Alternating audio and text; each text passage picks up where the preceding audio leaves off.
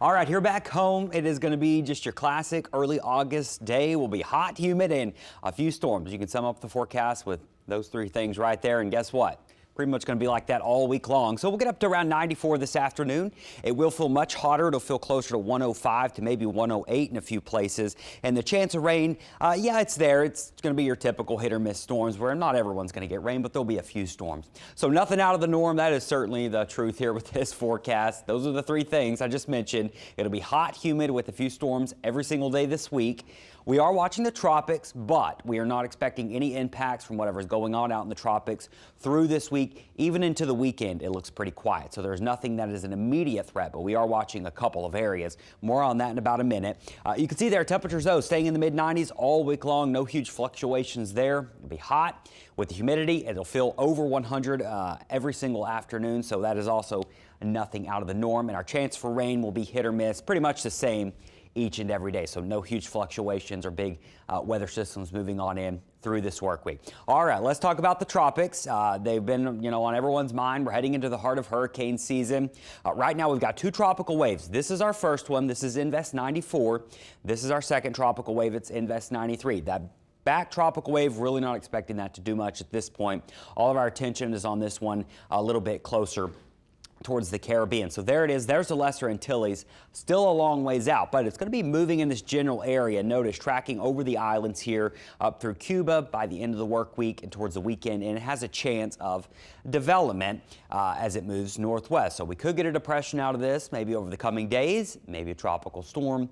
Still a lot of unknowns, but the key thing is it's still a long ways out, but the general movement will be northwest. So looking at it this morning, as I mentioned, it's called Invest 94, but still just kind of a broad low pressure out there. Moving west-northwest, about 14 miles an hour. That's pretty normal. Winds are about 30 miles an hour, so it'll bring some gusty conditions to the Lesser Antilles here as it moves in later today going into tomorrow, and that's when it might try to organize some as it moves to the northwest. Now, what's steering this? There's this high pressure, very classic setup here.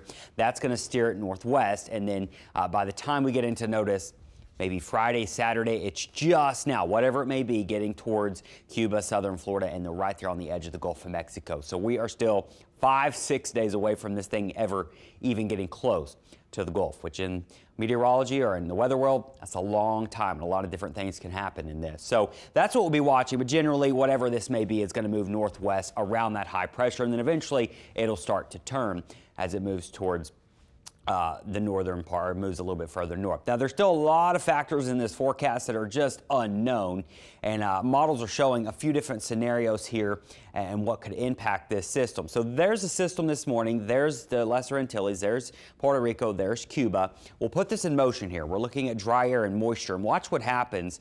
It shows that quite a bit of dry air could be impacting this system.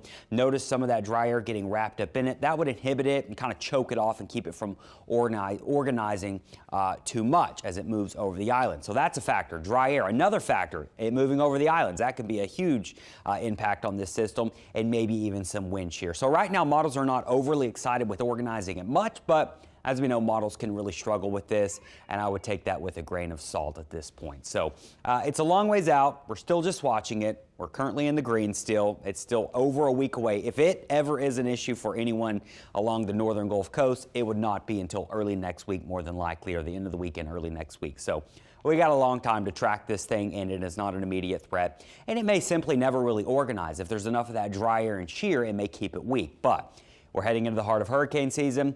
These things can sometimes surprise us. Models don't always do a good job with handling the intensity of these things, so we do need to keep a very close eye on it. But we don't have to worry about it for at least the next 5 to 7 days, so some great news there. Our weather, we're just staying hot, humid, with a few storms. Sheba.